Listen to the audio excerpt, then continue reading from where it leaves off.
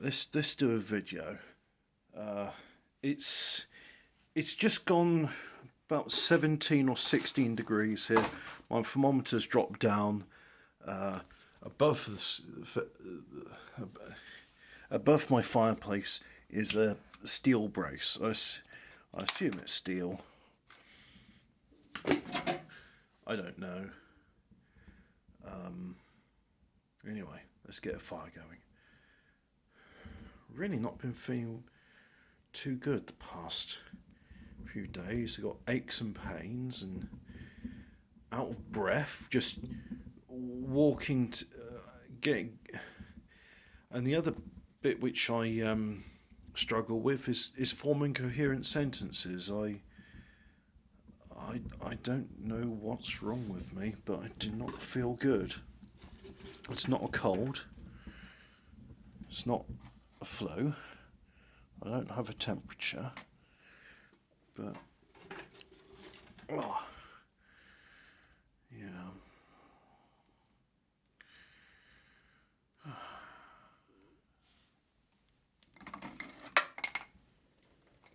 I'll try again. There we go. You may have noticed I've taken it apart. So there's the broken grill, and I'll be taking that with me to a stove store, and I'll be saying, look, I think this is a Stockton model multi-fuel stove. I just need this bit, and according to Stovax's website, they say you got to go to one of our retailers to get that stuff done. So I'll go to one of the retailers to get that done. Because I did do this about 2 years ago actually, and they said, oh no, you'll have to go to Stockton directly for that. And plus the way they were acting as well, like, admittedly, I was driving a lorry at the time, and I was in an industrial estate, and I did my delivery, and I said, it's all right if I just leave it there. I need to just pop into that shop for a few minutes. And they said, yeah, go for it.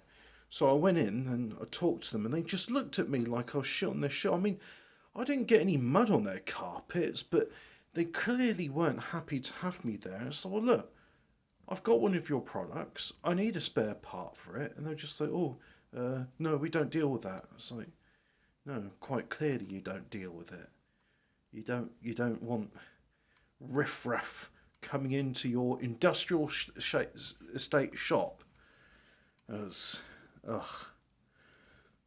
don't get, how are you trying to like market yourself as like some high class lifestyle boutique when you're in an industrial estate?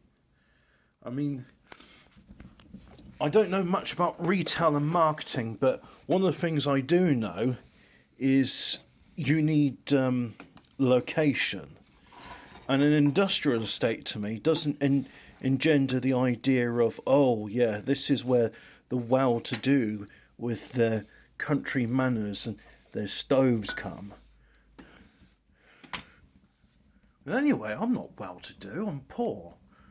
I mean, that's why I'm having powdered soup, because it's very convenient.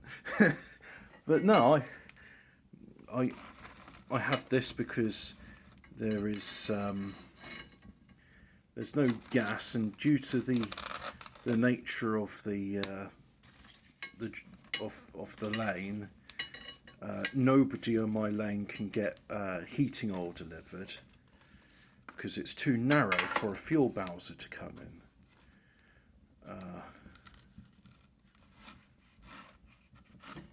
Well, actually, they probably could get, because I have seen quarry lorries come down here. Well, I say quarry lorries, the ones that deliver aggregate. It's just, all right, you can do that, but how are you gonna reach someone's fuel tank? there's no room to put a fuel tank here, so you can't have heating oil. You see, our solid fuel merchant can do it because he's got a Toyota Hilux. He puts the bags of coal on the back of the pickup, and he parks in the lane, and then he just offloads sacks of coal, and about half an hour later he's all done and he can drive off. So it's feasible to have coal here. I found out actually some of the other houses in the lane, they do use gas, because I'm not sure if I mentioned it, but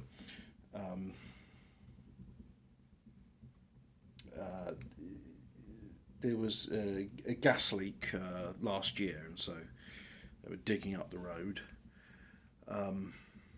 But the gas which used to go to this property was disconnected by the previous owner because they were paranoid about gas explosions, having experienced some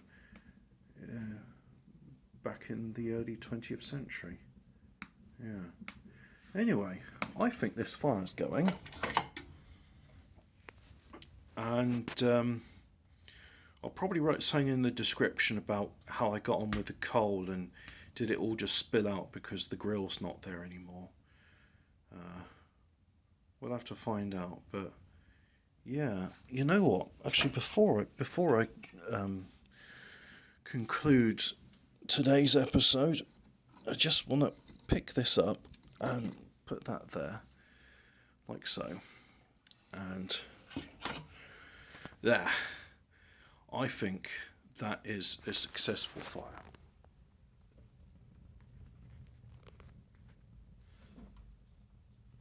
Goodbye.